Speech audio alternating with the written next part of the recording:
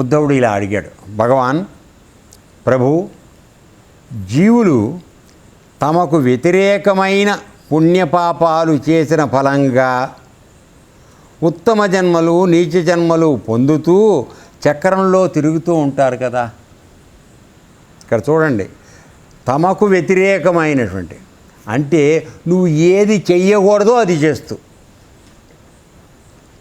అర్థమవుతుందా?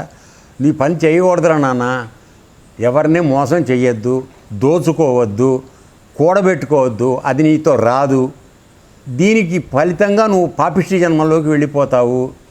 కాబట్టి ఈ జ్ఞానంతో ఉండరా అని చెప్తున్నాడు పరమాత్మ. కానీ మనం ఏం చేస్తున్నాం? కొద్దిపాటి అమాయకుడు దొరికితే వాడిని పూర్తిగా ముంచేస్తున్నాం. మన జన్మ దాంతోనే చరితార్థం అవుతుంది అని అనుకుంటున్నాం. అనుభవిస్తారు ఒక రోజున, ఏ జన్మకు వస్తుందో మనకు తెలియదు. ఈరోజు మన మాట నడుస్తుంది కదా, నీ వెనకాల ఒక 10 మంది దొంగల్ని పెట్టుకుని మనం సాధిద్దామనే ప్రయత్నం చేస్తున్నాం. చేయండి, నో ప్రాబ్లం. ఎప్పుడు దొంగలు 10 మంది చేరతారు, ఒకడు ఉండరు. అర్థమైందా? సో ఈ విధంగా చేస్తున్నాడు. కాబట్టి నీకు వ్యతిరేకమైన పని చేయడం వలన పుణ్యపాపాలు జరుగుతున్నాయి. నీకు అనుగుణమైన పని చేస్తావా పుణ్యం బేటా కదా. కానీ నువ్వు చెయ్యకూడని పని చేసుకుంటూ వెళ్ళావు, దానివల్ల పాపం జరుగుతుంది. కానీ దురదృష్టవశాత్తు మనం పుణ్యం చేస్తున్నామా పాపం చేస్తున్నామా అనే స్పృహ కూడా మనకు తెలియటల్లా. మనం ఏది చేసినా కరెక్ట్ అని అనుకుంటున్నాం. ఎంత గొప్పగా అబద్ధం ఆడితే అంత గొప్ప అని అనుకుంటున్నాం మనం. తర్వాత ఇంకో విషయం, సందర్భం వచ్చింది కానీ చెప్పాలి. ఏంటంటే చిన్నవాడు బీదవాడు ఎవడన్నా మాట్లాడితే దాన్ని అబద్ధం అంటారు. అర్థమైందా? ఒక స్థాయి ఉన్నవాడు పెద్దరికంలో ఉన్నవాడు మాట్లాడితే దాన్ని లౌకికం అంటారు. సో అబద్ధం ఆడటం చేతకాని వాడు ఎంత పెద్దవాడైనా వాడికి లౌకికం లేనట్టుగా గుర్తించబడుతోంది ప్రపంచంలో. ఇప్పుడు ముఖ్యంగా మా ఆశ్రమంలో మాకు లౌకికం లేదు. అంటే ఎందుకని? అబద్ధం ఆడటం చేత కాదు కనుక. అబద్ధం ఆడినాడు 3 పూలు 6 కాయలుగా ఉంటుంది ప్రపంచంలో. సరే వదిలేద్దాం.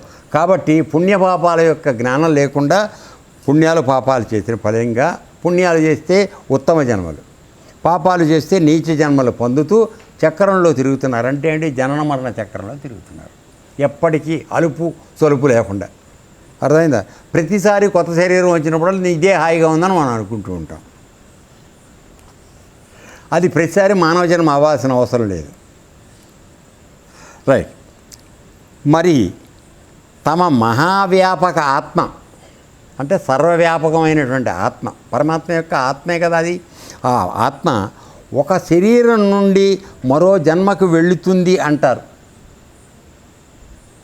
అంతే కదా. ఇది అయిపోతే ఆత్మ అక్కడికి వెడుతోంది, ఇంకో దాంట్లోకి వెడుతోంది అంటున్నారు. అకర్త యొక్క కర్మ చేయడం అంటే పరమాత్మ అకర్త, ఏమి చెయ్యనివాడు, కేవలం సాక్షి. అటువంటి వాడు కర్మ చేయడం ఏంటి? ఎలాంటి ప్రశ్న అడుగుతున్నాడో చూడండి. అకర్త యొక్క కర్మ చేయడము, నిత్య సనాతన వస్తువైన ఆత్మ జన్మ మరణం పొందటం ఎలా సంభవం? అంటే పరమాత్మ సాక్షిగా ఉన్నాడు, ఏ పని చేయటం లేదు, అన్నీ ఆయన సమక్షంలో జరుగుతున్నాయి. నిన్న మనం కరెంటు ఉదాహరణ చూసుకున్నాం కదన్న. ఇవన్నీ పనిచేస్తున్నాయంటే మూలం కరెంటు, కానీ ఆ కరెంటు కనపడదు. అలాగే పరమాత్మ అకర్త, ఏమీ చేయడు, కానీ అందరూ పని చేయడానికి కావాల్సినటువంటి చైతన్యం ఏదైతుందో ఆయన ఇస్తాడు. ఆ చైతన్యం ఇచ్చినందు మాత్రం చేత ఆయన చేసినట్ట కాదు, అది తీసుకుని వేరే పని చేసేవి చేస్తున్నాయి. కరెంట్ ఉంది, నీవు రికార్డింగ్ జరుగుతోంది, మైక్ వింటోంది, ఇవన్నీ చేస్తున్నాయి, వీటి పనులు ఇవి చేస్తున్నాయి. కానీ ఇవి పని చేయాలంటే ఆధారం అది ఉంది, అది కనపడదు, అది కర్త కాదు. దాని పని ఎంతవరకు ఏంటి? ఎవరు ప్రపంచంలో కరెంటు యొక్క అవసరం ఉందని వాడుకుంటున్నారో వాళ్ళకి ఆ విధంగా ఉపయోగపడుతుంది.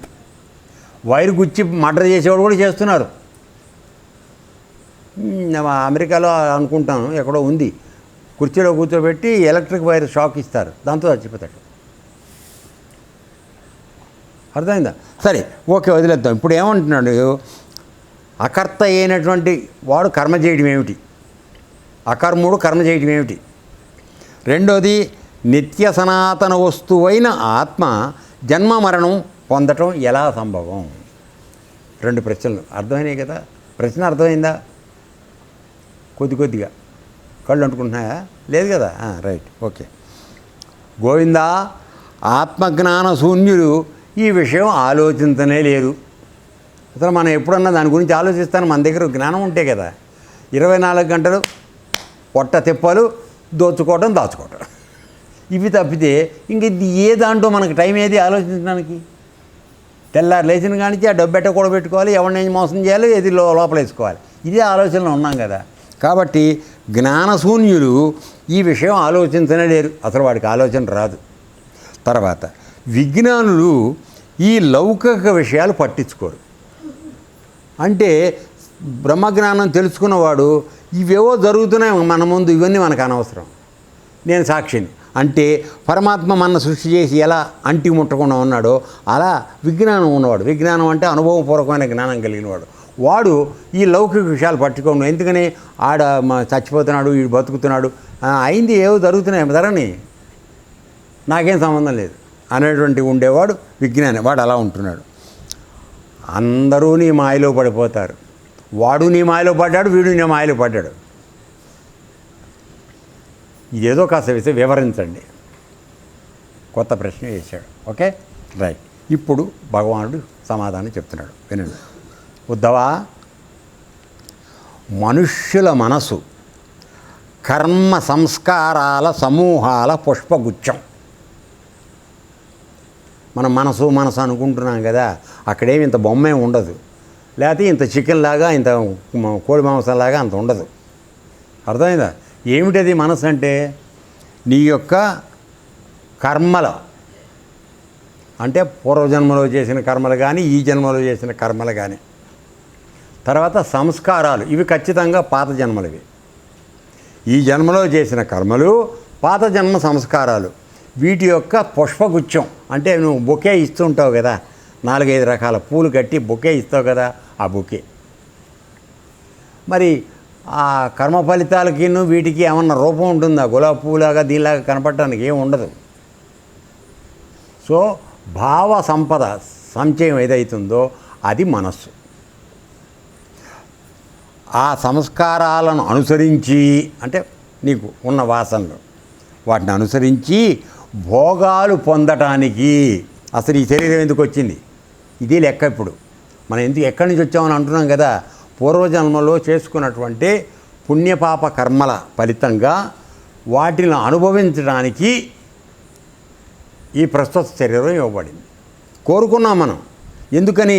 చనిపోయే టైంలో నాకు ఇంకా ఇవి మిగిలిపోయినాయని పెట్టుకున్నావు లిస్టు, ఇంత పొడుగు లిస్టు. అది చేయలేదు, ఇది చేయలేదు, 10 కోట్లు తీసుకుందామన్నాను, గురువుగారు అన్నవాడిని ముంచేద్దాం అనుకున్నాను, పూర్తిగా ముంచలేకపోయాను, చాలా బాధలు పడుతున్నాను. అట్లా చనిపోయావు. జరిగిపోయినప్పుడు ఏమవుతుంది? నెక్స్ట్ జన్మలో మళ్ళీ గురువుగారిని ముంచడానికి నువ్వు ఎత్తుతావు జన్మ. నువ్వు సంస్కారం కదరా నాన్న. నీ మైండ్ మీద ఒక గీత పడుతుంది. మైండ్ అంటే ఏంటనుకున్నావు? ఒక అద్దం లేదా ఒక పలక, శుభ్రమైన పలక. ఆ పలక మీద నువ్వు పెన్ను బలపంతో గట్టిగా రాస్తే, గట్టిగా రాయాలి. ఊరికే రాసి తుడిచేది కాదు. ఒక్కోసారి బలపంలో రాయి మొక్క ఉంటుంది, అది మొత్తం పలకని గీసేస్తుంది. మీరు ఎప్పుడైనా చూసారో మరి లేదు, నాకు తెలియదు. నువ్వు ఎప్పుడు రాసావా పలక మీద? రాయలేదా? అదృష్టవంతుడు రాయకపోతే.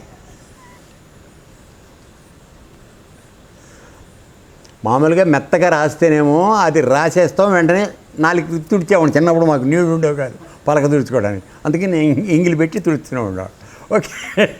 ఇప్పుడు ఒక్కొక్కసారి ఆ పలక దీని బలపంలో దీంతో చేస్తారు కదరా, ఏమిటది, మన శుద్ధతో చేస్తారు. దానిలో అప్పుడప్పుడు చిన్న రాయి మొక్క వస్తుంది. ఆ రాయి మొక్క ఉండగా నువ్వు కనుక రాసావనుకో, ఈ పలక మీద పెద్ద గీత, బండగా గీత పడిపోతుంది.